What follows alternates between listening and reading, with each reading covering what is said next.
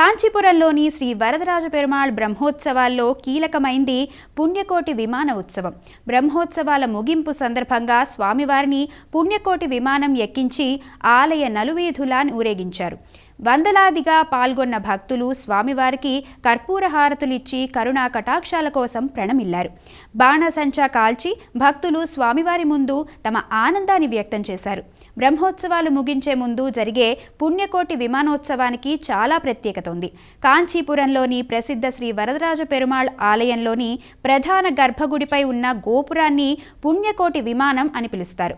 శ్రీ వైష్ణవ సంప్రదాయంలో అత్యంత విలువైన విమానాలలో ఇది కూడా ఒకటి.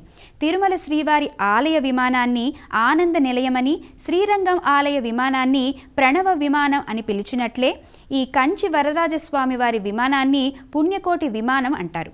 పుణ్యకోటి విమాన ఉత్సవంతో శ్రీ వరదరాజ పెరుమాళ్ వైకాసి బ్రహ్మోత్సవాలకు వీడ్కోలు పలికారు.